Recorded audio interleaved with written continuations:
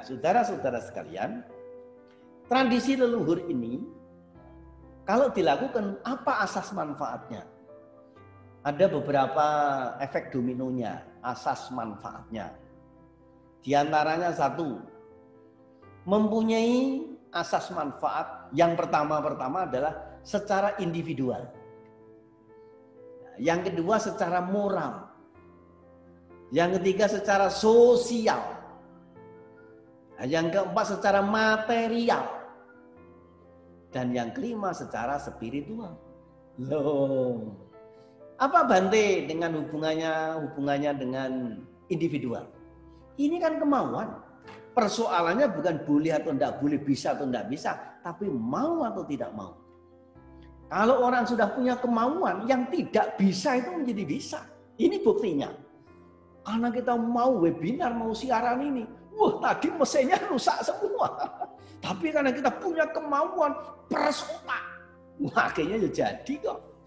Ini kan bukan bisa, nggak bisa. Nggak bisa satu, ada bisa yang lain kok. Selama kita mau. Karena itulah prinsip Buddhis, bukan boleh atau tidak boleh, bisa atau tidak bisa, tapi mau atau tidak mau. Nah, itulah hubungan dengan individual. Maka bagi mereka yang masih punya kemauan akan melakukan. Tapi yang sudah nggak mau, nyawang baik pret. Nah, gitu kan? Yang kedua adalah masalah moral. Apa hubungannya? Orang kalau sudah berpikir melakukan satu upacara, apa yang dipikirkan adalah pikirannya dulu. Sudah mulai merancang, sudah mulai berimajinasi, membayangkan nanti kalau buat upacara bagaimana. Pilih barang-barang yang baik, buah yang baik, makanan yang baik, persembahannya yang baik. Apa enggak itu berhubungan dengan nilai moralitas? Yang membedakan manusia dengan tidak manusia kan moralnya. Maka kalau manusia juga tidak mengenal moral, apa bedanya manusia dengan hewan? Apa bedanya manusia dengan tumbuh-tumbuhan? Memang menungso, tapi kaki papat. Nah, gitu kan kalau nggak punya moral. Nah, karena itulah nilai tradisi budaya ini selain meningkatkan kualitas individual, yang kedua kualitas moral. Punya usaha meningkatkan kualitas hidupnya sendiri. Nah, yang ketiga sosial.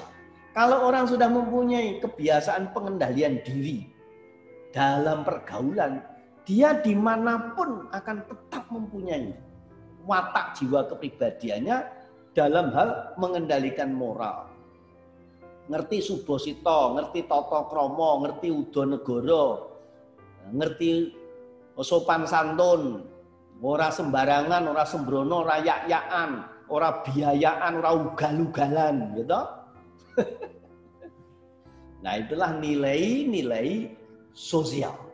Sosial itu hubungannya dengan lingkungan sekitar di mana berada. Karena itu kalau mahasiswa ini kenal, nanti selesai dari mahasiswa, jadi warga masyarakat dimanapun berada, dia akan mempunyai nilai tersendiri. Mungkin bisa menjadi nilai berlian. Itu yang saya impikan kepada para mahasiswa. Jangan kemudian sudah menjadi mahasiswa agama, titelnya juga sarjana agama, begitu keluar dari kampus di masyarakat tidak menunjukkan nilai keagamaannya. Ini jadi bangsa apa itu nanti? Nah, yang keempat. Kalau yang ketiga sosial, yang keempat apa? Yaitu spiritual.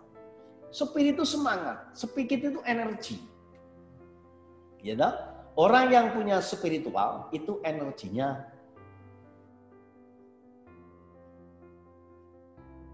Ini yang keempat, material dulu. Spiritual yang kelima. Dari yang empat itu individual, yang kedua moral, yang ketiga sosial, yang keempat material. Dengan begitu niat melakukan puja dan tahu kapan harinya, ini sudah mulai menyiapkan diri untuk sarana puja. Mungkin mulai nabung. Nanti tahun depan itu pengiling-ilingi baik loh, Nduk. Nah, kowe nyelengi Engko supaya nek dong teko pengiling-ilinge mbah iki kena dienggo slametan, ngirim leluhur. Gitu orang tua dulu. Suruh nabung. Jadi mau nggak mau dia mulai memikirkan tentang arus material. Bayangkan budaya-budaya masyarakat. Masyarakat yang masih mempunyai budaya puja, dia akan makmur secara material. Nah, saya pernah membaca satu literasi. Satu kawasan di kota itu, di tempat itu, di negeri itu, masyarakatnya sangat patuh, sangat rajin, sangat gemar melakukan budaya puja. Hidupnya makmur. Meskipun dia hanya rakyat jelata, tetapi makmur. Makmur itu bukan kaya raya. Kaya raya itu banyak harta. Makmur itu damai, tentram, hoki. Gitu. Nah, saya bandingkan dengan manusia, bangsa, negara, juga agama. Yang garing dengan budaya puja. Tidak ada asas budaya puja. Tidak ada unsur budaya puja. Budayanya bukan memberi tapi minta-minta. Ya minta siapa saja. Sampai Tuhan pun juga jengkel kadang-kadang hari-hari dimintai melulu. Kalaupun kaya raya, tapi tidak damai, tidak makmur. Bahkan lebih kaya kadang-kadang malah lebih geragas. Kadang-kadang itu nggak semua. Nah, untuk itulah saudara-saudara sekalian, jadi budaya puja ini asas manfaatnya apa? Satu, individual. Kemauan bertindak. Dua, moral, bertindak dengan yang terbaik. Tiga, sosial. Kita sebelum bertindak memikirkan bagaimana dengan lingkungan. Idealnya senang untuk diri sendiri, senang untuk orang lain. Karena ada orang yang senang melihat orang lain susah. Oh, ada lagi yang susah melihat orang lain senang. Ada lagi dirinya sudah susah masih menyusahkan orang lain. Tapi kalau kita asasnya budaya puja, tujuannya adalah senang melihat orang lain senang. Nah, itu yang ketiga. Yang keempat, material. Mau tidak mau dengan budaya puja pengen menunjukkan satu eksis sarana puja yang konkret. Meskipun hanya sekuntum bunga, sebiji buah, mungkin hanya satu gelas air, 3 batang dupa atau 2 batang lilin. Kalau itu dilakukan, ini berarti butuh persiapan secara material. Dia akan bekerja keras agar mempunyai materi untuk memenuhi kebutuhan ini. Itulah yang membuat orang rajin berbudaya puja, dia juga makin makmur karena pekerjanya semakin keras.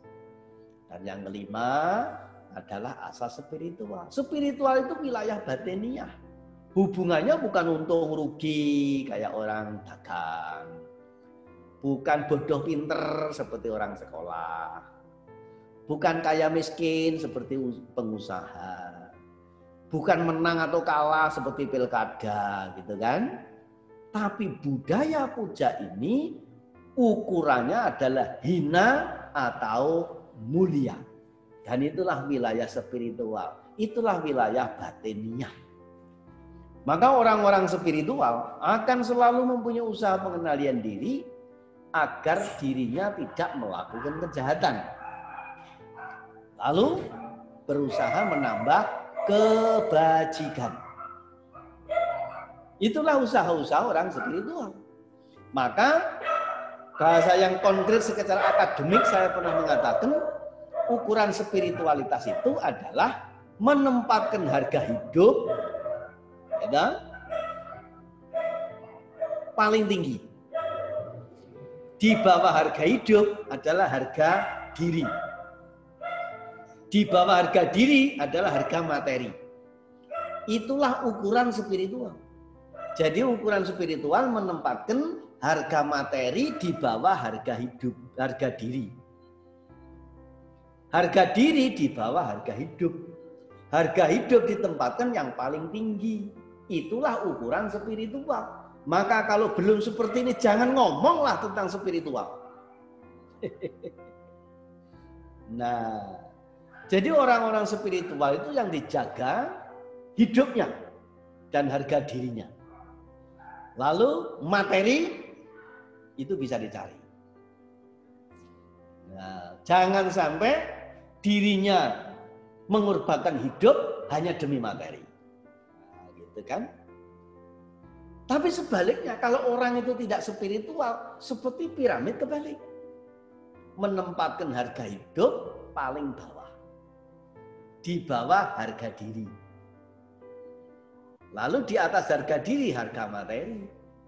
Inilah kalau orang tidak spiritual.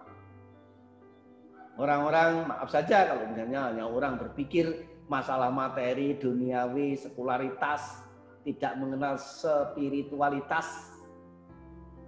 Menempatkan harga materi di atas harga diri. Semua diukur dengan materi. Kadang-kadang dia sampai tidak soal harga dirinya jatuh demi materi. Yang dianggap nilainya lebih tinggi. Lebih cilaka lagi menempatkan harga hidup di bawah harga diri. Sehingga harga hidup tempatnya sub paling bawah, dihargainya paling murah. Kalau sudah menempatkan harga hidup paling murah, membunuh itu dianggap tidak berdosa. Dan sering terjadi di mana-mana. Kadang-kadang juga diatasnamakan agama.